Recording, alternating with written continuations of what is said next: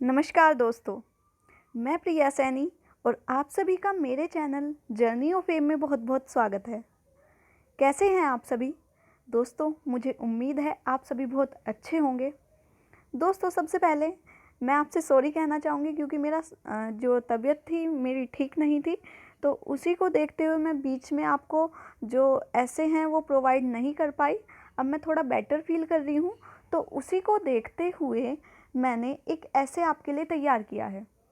जैसे कि आप सभी जानते हैं कि 2 अक्टूबर गांधी जयंती आने वाली है, जिस पर अनेकों तरह के कंपटीशन होते हैं और एक कंपटीशन होने भी जा रहा है, जिसमें जो टॉपिक है सत्य और अहिंसा, महात्मा गांधी। इस पे आप सभी पार्टिसिपेट कर सकते हैं क्योंकि ये नेशनल लेवल कंपटीशन है, तो आप इसमें भी पार्टिसिपेट कर सकते हैं। तो चलिए देखते हैं क्या है ऐसे में। दोस्तों, अगर आपको ऐसे अच्छा लगता है तो प्लीज़ मेरे चैनल को लाइक, शेयर और सब्सक्राइब करना ना भूलें। मेरी बस आपसे यही रिक्वेस्ट रहती है। तो चलिए देखते हैं।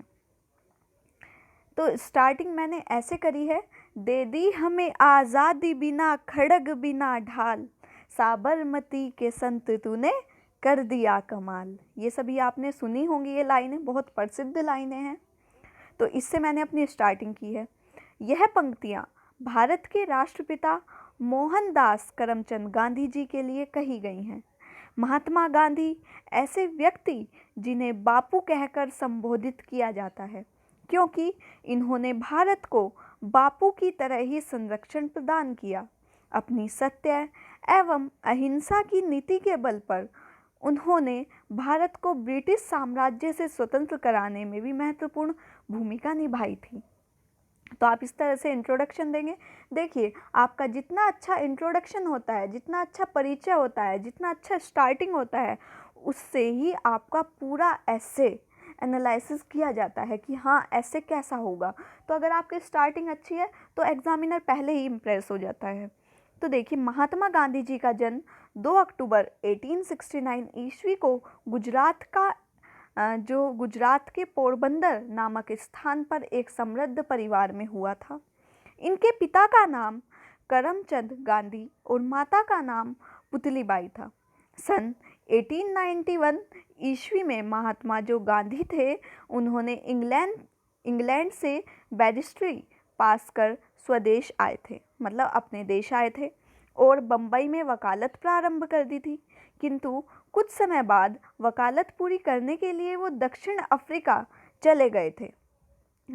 दक्षिण अफ्रीका में भी उस समय अंग्रेजी हुकूमत थी, जहां भारतीय लोगों के साथ दुर्व्यवहार होता था।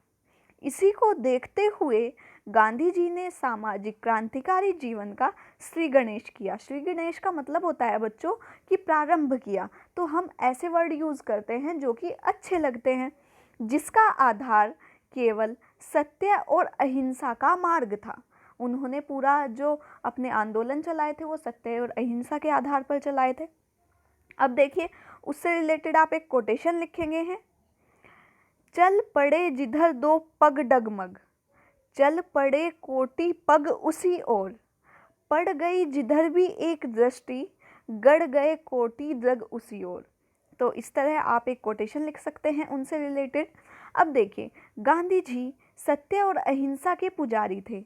जहाँ कहीं भी सत्य या अहिंसा की बात होती है तो मेरे हृदय में गांधी जी का नाम सर्वोपरि आता है। सर्वोपरि का मतलब होता है सबसे पहले आना। गांधी जी को महात्मा नाम से संबोधित किया जाता है। संबोधित का मतलब होता है बच्चों बोला जाता है या कहा जाता है, जिसका अर्थ है महान आत्मा। दुर्बल शरीर, तन पर सिर्फ एक सफ़ेद धोती, हाथ में लाठी, अहिंसा, प्रेम और सत्य के पुजारी वास्तव में महात्मा है। गांधी जी के अनुसार सत्य उस हिमालय की भांति सर्वोपरि है जो कि हमेशा अपना सर उठाए रहता है। सत्य की हमेशा जीत तथा असत्य की हमेशा हार ही होती है, क्योंकि कहा भी गया है कि सत्यमेव जयते, अर्थात सत्य की हमेशा जीत होती है।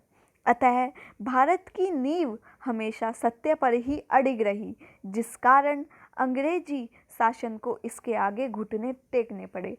या आप ऐसे भी लिख सकते हैं, अगर आप थोड़ा चेंज करना चाहते हैं, कि जो भारत की नींव थी वो हमेशा सत्य पर अड़िग रही, जिसके लिए जो भारतीय थे उन्होंने अंग्रेजों के क्या कर दिए थे, लोहे के चने चबा दिए थे। तो ऐसे आप वर्ड्स यूज़ करेंगे तो आपका ऐसे बहुत अट्रैक्टिव लगता है।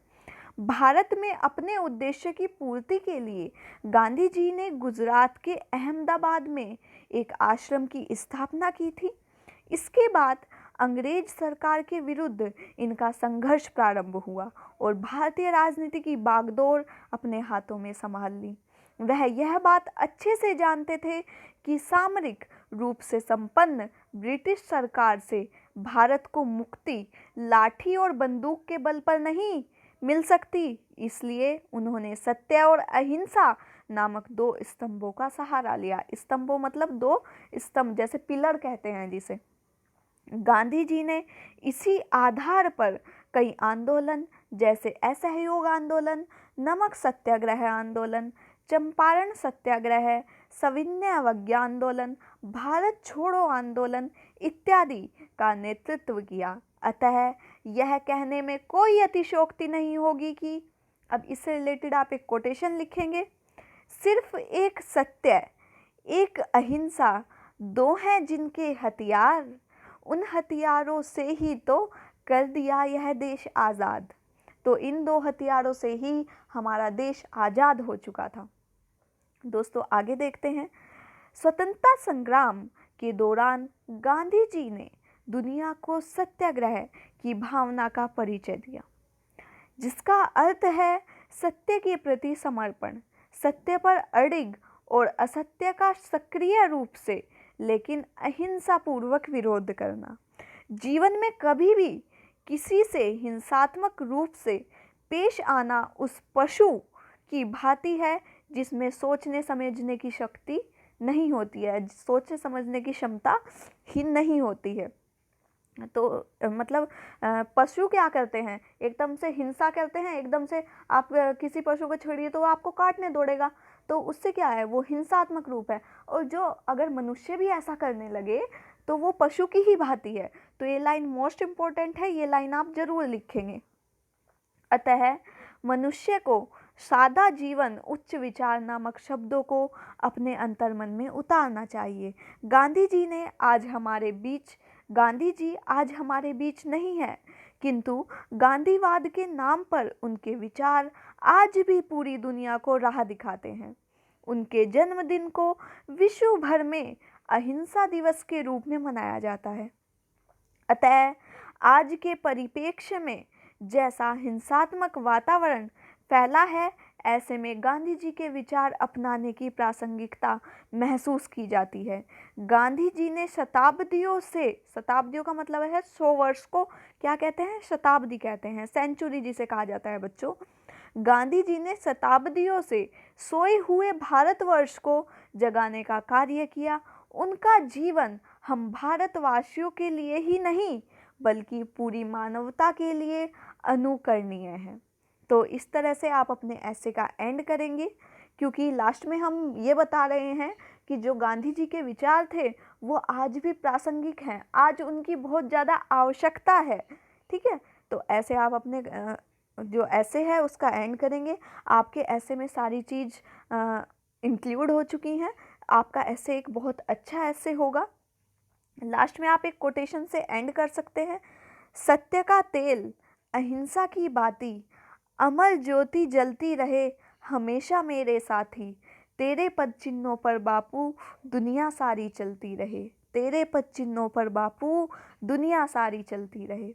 तो ऐसे आप अपने ऐसे का एंड कर सकते हैं। दोस्तों अगर आपको, जैसे मेरे पास बहुत सारे बच्चों के कमेंट्स आते हैं, मैम इसका इंग्लिश वर्जन भी चाहिए, तो आपको इसका इंग्लिश वर्जन भी प्रोवाइड करा दिया जाएगा। तो उसका जो लिंक है वो मैं अपने डिस्क्रिप्शंस में दे दूँगी, तो वहाँ जाकर आप इसका इंग्लिश वर्जन भी देख सकते हैं। और दोस्तों अगर आपको मेरा ये ऐसे पसंद आता है तो प्लीज़ मेरे चैनल को लाइक, शेयर और सब्सक्राइब करना ना भूलें। मैं आपके लिए ऐसे ही अच्छे ऐसे लेकर आऊँगी।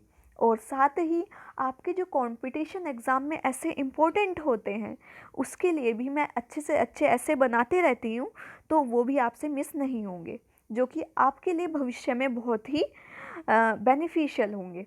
तो दोस्तों प्लीज़ चैनल को सब्सक्राइब और बेल आइकन प्रेस करना ना भूलें। तब तक के लिए थैंक यू सो मच।